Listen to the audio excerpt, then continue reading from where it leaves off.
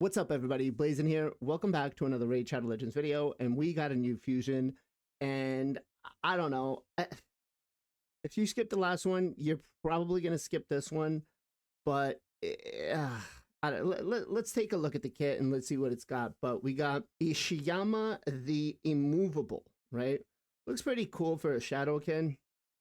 He's HP based legendary, right? He's gonna be a fragment fusion, so we'll be able to collect the fragments for him. Now, let's take a look at the A1 here. Attacks one enemy 2 times. Each hit transfers a random debuff from this champion to the target. If this champion is under any debuffs when attacked, counterattacks with this skill, right? So if we get any sort of debuffs, we'll be able to get a counterattack. Pretty cool, I guess. We get 4 books, so to transfer the debuffs, we're gonna need accuracy, right? So A1 already, double hitter, transferring debuffs as a nuker, okay, not bad. A2 attacks all enemies, has a 75% chance of placing a fear debuff and a 25% decrease crit damage and a 30% decrease crit rate. Interesting. Usually decreased crit rate, if I'm not mistaken, is only 15%. This one is 30. So bosses won't be able to crit you, right? Because they have a limited amount. These debuffs cannot be resisted by an enemy who's under 2 or more debuffs already. Okay, so as long as they're under the debuffs, we'll be fine. I could see this being used in Chimera for a couple of the trials. Doesn't require accuracy if you have some debuffs up. So I guess if you have at least decreased defense and weaken, you should be okay. Books down to a 3-turn cooldown, and then it books up to 100%. So we still have the affinity issue, but we'll take it. I don't think he's going to be crazy anywhere else other than maybe this is really only going to be a Chimera type of situation, right? He doesn't have any sort of debuff spread, so Hydra, you know, you're doing single target. If the A1 was maybe a debuff spread, that would be pretty cool. The A3 attacks one enemy, will ignore 25% of the target's defense, will ignore 50% of the target's defense if the target is under 2 or more debuffs.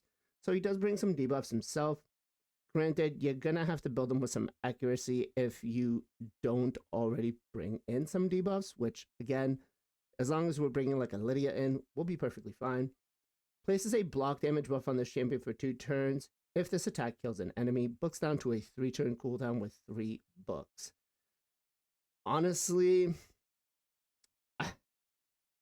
I mean, in PvP, we stray away from debuffs, even though polymorph isn't as broken as it was in the past. We still kind of stray away of bringing too many debuffs, so you're never going to really get the 50% ignored defense, but you will get it on places like Chimera or Clan Boss or Hydra, so that could be quite useful. Maybe if you put him with like a Cat's Gaze, depending on what the multipliers are, this could really smack pretty hard. The passive. Whenever an enemy resists a debuff placed by this champion, the next debuff placed by this champion cannot be resisted. Each debuff placed by this champion increases their max HP by 30%. Okay, so we are going to be able to increase our HP, which is kind of cool, right? So we get that extra little bit of survivability in, which helps out primarily in bosses, right? Because you're really not going to use them in arena, because arena, you're not going to be stacking a lot of debuffs. Now, reading on the passive, whenever the enemy resists the debuff placed by this champion, the next debuff placed cannot be resisted.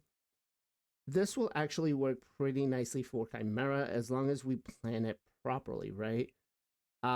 So being on a 3-turn cooldown with the A2, you could basically build him full out nuke and not worry about the accuracy, and just kind of, you know, once you get it on, you get it on. won't really be helpful without the trial or for the trials. That said, I don't know if this guy is going to be that good, right? Um, Again, Plarium right here says that this is an arena nuker. I don't see it. I don't know. Maybe you guys can let me know in the comments down below, but I really don't see him as an arena nuker. I see him purely as a Chimera or Hydra, right? Honestly, that's really it. His kit doesn't scream crazy. It's not. I don't know. I feel like if I was to compare this fusion with the last one, I think the last fusion had more benefit because you got damage ramp up over time for Hydra. And this guy, you get that extra survivability. Yes, he's HP based, so he'll smack harder. And we get the extra survivability there. But again, he's not built for short-term fights. He's built for long-term fights. All right, so let's talk about should you go for the fusion or not. Looking at the skill kit itself on paper, I don't think it's crazy. The only places I envision him being used is Chimera and for Hydra.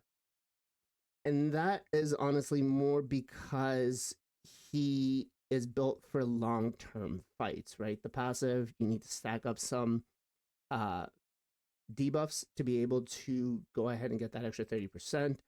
So unless the multiplier is pretty shit, which I hope not, right? Then he could have a spot on somebody's Hydra team or somebody's Chimera team if you're looking to complete some trials. I don't think this guy is going to replace your main nukers on those teams. Maybe I'm wrong. We'll have to wait and see until the multipliers come out. Now, as an endgame player, I'll do it. I'll put him in the vault, and we'll kind of go from there and see. I feel like with this fusion, you may need him for hard mode faction wars, but if you need him for hard mode faction wars, you're probably not ready for it anyways.